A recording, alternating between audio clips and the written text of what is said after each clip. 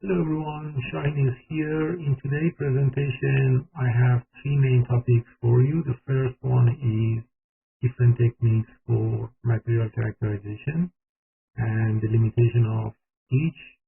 The second topic is the use of macro shear punch for material characterization. And the third one is how the macro shear punch can be used with a tensile test machine. So we look at a design which lets you to utilize a macro shear punch. Generally, macro shear punch is used with a compression test machine, but if you only have access to tensile machine, today I am going to show you the system which lets you to do that. Flow, curve, or mechanical property of the material is a common way to describe material behavior. It can be done either by tensile test, compression test, or torsion test. Each of which they have commercial machines. They have some protocol system for converting the load stroke measurement to the flow stress. All these flow stresses, they suffer from errors because what you're measuring are not stress strain. You measure the force stroke, and to find out stress strain, there are some plasticity based techniques for each machine to convert them. But unfortunately, all these techniques, they suffer from limitation. As a result, if that's a real flow curve, what you identify has no resemblance or little resemblance to the real flow curve. So force stroke can be precise, the measurement can be precise, but when it comes to stress strain, this is more related to the conversion technique of the raw data to the process data, and then the process data is as good as your technique. So I don't want to get into details of why different techniques are not precise. I mean, there are some review publications in my research group. I can make a reference here to read them. But just in conclusion, if you want to have some comparative studies of the mechanical behavior, and especially this is true when you have access to limited amount of the material. So here this is a case, we had a composite aluminum copper sample, and then as you see, within a footprint of 1.5 millimeter, we could use the macro shear punch to punch holes, and at each point you see the flow behavior are not the same. So that is mostly suitable with the material with a heterogeneous property.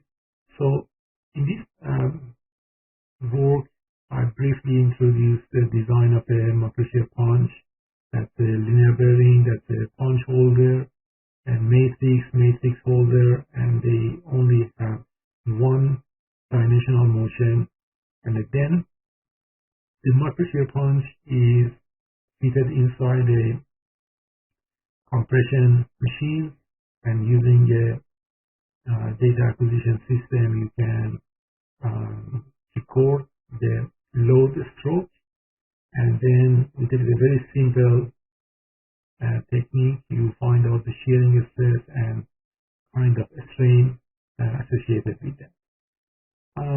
So in the last part of this presentation, a key question is, if in your science lab or material lab you don't have a compression machine, you only have a tensile machine, how can you use this macro shear punch in your lab?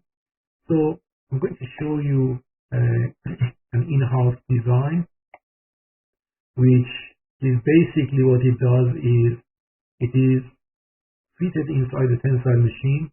Two shoulders of the mechanism, they are very similar to shoulders of a tensile test, so they easily can be gripped by the tensile machine. And as the tensile machine is applying an outward motion to these shoulders, you would have an inward motion between the two plates right in the middle. It's a relatively simple mechanism. All it has is 4 identical plates and 6 identical guiding rods and a number of locking screws, 2 shoulders, and right in the middle you have the muscle shear punch and with your samples in it. Then by exerting a tensile action here, you would apply a compression to the muscle shear punch, blanking a tiny cylindrical sample from your slice of material which is placed inside that matrix. So let's see what the parts look like. Like I said, there are 4 identical discs, easy to manufacture. All it takes is making 6 reels with the equally spaced 60-degree angles, 1 thread right in the middle wherever the shoulder of the tensile is connected. Also from the side there are 6 threaded reels which together with that X key screw. So this X key screw can easily be tightened or loosened, and once you tighten, the spherical head of this lock screw is pushed against the rod, which has a tiny drill on one side. By tightening that, the head rod would be secured to the plate. So in other words, once you are pulling up the shoulder, the plate would go up and the 3 rods go with it moving upward, and as a result, when we lock this to this third plate, the same vertical translation would be transmitted to this plate, which is holding the bottom of the muscle shear punch. So here, by pulling this up, you're pushing the bottom of the muscle shear punch in the upward direction. Likewise, with a 60-degree phase angle, you do the same locking with the 3 remaining guide rods. And in this sense, when you are pushing this down, that second plate is moving down, and eventually you would get the third plane going up and the second plate going down. So they are getting closer together as the shoulders are getting farther from each other. So here I try to demonstrate this on the screen. So that is what happens. So you place the muscle shear punch here, and then when you pull this up, suddenly it comes in contact with upper, and then further tension would make the blanking taking place. Alright, the last part of this video is to show you the muscle shear punch itself. So let's have a closer look at the muscle shear punch. So this is mostly composed of a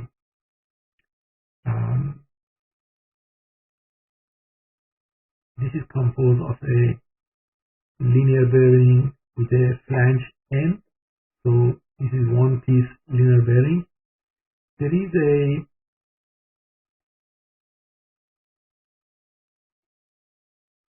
shaft, if you like, which has 2 different identical heads. At the end of each head, there is where you place your punch. This is a 3-mil punch, which is can be inserted here and lodged from the side. So the threads are not shown here, but again, a large thread would hold this punch, prevent it from going down. If you want a smaller punch size, you can use the other end of the other identical end. This one has a smaller hole. You can place a smaller punch here. And then, so this is a blank holder. This is the blank holder. Your material sample is sitting here. The blank holder comes on top of it, and that hole is the matrix. That is where the blank is made. So this is changeable in case if you are using a smaller punch, you can use a smaller matrix. But that matrix blank holder, they are enclosed precisely inside this flange shaped matrix holder. And then the blank would come out from the other side. In case you want to do some of the structural studies or investigation of the blank sample, you will have this dropping from here. So the entire design, we try to make it very simple using customized off-the-shelf components. So these locking screws, you can buy them, hex rods from the machine. You buy them in meter length, just cut them to sizes, and basically that flange bearing, this is under $20 you can buy them. I try to make a link to the vendors where you can buy these off-the-shelf components. Few parts you have to make them. Make a link to this 3D model in a public domain in a GrabCAD where you can download this in case you decided to build that for your lab. I hope this video you find it useful and help you with whatever characterization you do for your research studies or for education. Thanks for watching this video.